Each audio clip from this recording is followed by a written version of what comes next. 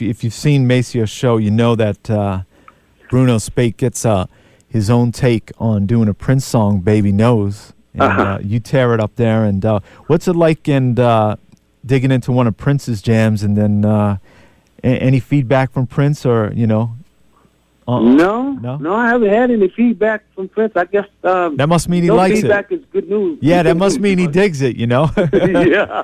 Right. Yeah. Now playing that song, I know you played it differently than Prince, but take us into doing a solo like that. Pardon? Take us into playing a song like "Baby Knows" and how you approach that. Oh, well, I try to approach it like Prince would. Right. Except that I might take it a little bit outside the pocket a little bit, but I try to think like Prince would think if he was taking a solo. Mm-hmm. You know what I'm saying? He's an extraordinarily talented young man. That's all I can say. Yeah. Really enjoy playing his parties out there on the West Coast, man. Wow. Yeah, that's right. You guys just played after the up at his house, the 31-21 things. Yeah, 31-21. The young man really knows how to throw a party now. Yeah. Not taking anything away from the Paisley Park parties now. Those Paisley Park parties were off the chain. Right. So what's it like? I mean, you guys playing up at these new parties and you're jamming and kind of like a home atmosphere. What kind of grooves you guys going and people you jamming with? Oh, man, it's like anybody can come. Here's the thing. Anybody, you used to see anybody from Stevie to Herbie Hancock, and then Prince is going to come up and jam, So it's like it's real loose. It's no tension. Right. It's loose. And it's fun.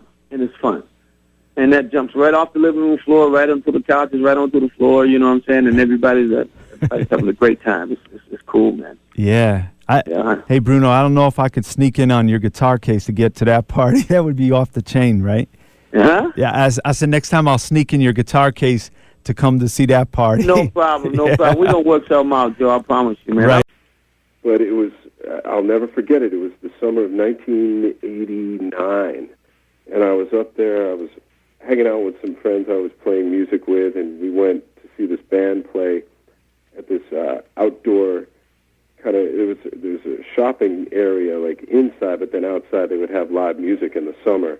And this band called Dr. Mambo's Combo was playing. Right. And I was told to go see this band because the drummer was just completely insane, and it was this, I think he was 20 years old back then. Mm-hmm. And they're like, yeah, you got to see this guy. His name's Michael Bland, and he's just unbelievable. Prince just picked him up and started playing with him. Mm-hmm. I'm like, okay.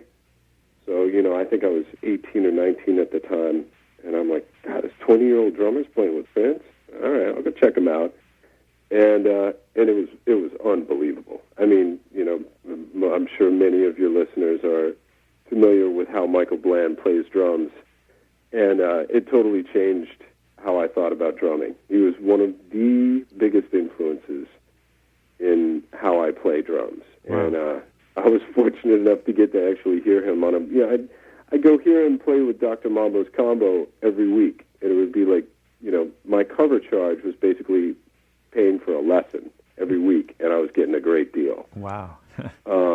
So that's how I ended up in Minneapolis. You got the job, and I know I'm going to skip a few years talking, but we'll get back to all the great stuff in between that. But the time, which great friends of ours here on the Upper Room, you were involved with Prince and Morris on stuff that I really thought was enlightening in the book.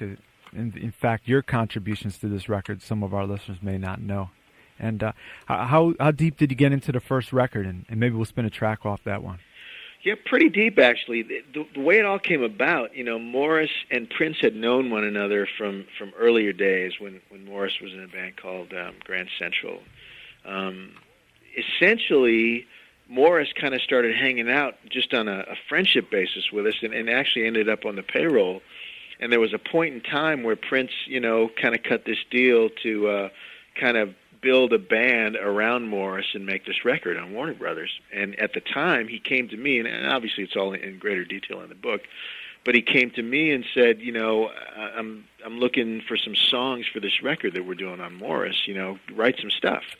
And so I did, and really it kind of was the beginning of a collaboration, so to speak, where a lot of times he'd call on me lyrically, and he'd give me a title. He'd just call me up and say, "Hey, Des, here's the title," and I'd put together some lyrics, call him back, 20 minutes later, half hour later, whatever, say, boom, here you go. Mm-hmm. And that's how the song "Cool" came about from the first record. He called with the title. I said, yeah, I got it. I get a vision for it, and called him back literally 20 minutes later, and that was it. And talking, actually reading through the book, you made mention, credits weren't necessarily on the liner notes and stuff, but you seem to roll with it. And what's it like as a musician? I know others had problems with that, but yourself, what was your mindset for that? I just always had the sense that my day would come. Uh-huh. And I had kind of, partially because I'd been a working musician for 9 years before I even got together with Prince and became part of what he was doing. So the need to kind of have my name out there and be recognized, don't get me wrong, it was still important to me, but in this particular instance, it became a business thing. Okay. The writing of music for other people was more a business arrangement for me, and because I was the only guy in the band that was married, I just kind of had a different perspective on it. It was business, it was good income for my family, and the fact that my name was or wasn't on it just wasn't that big a deal for me.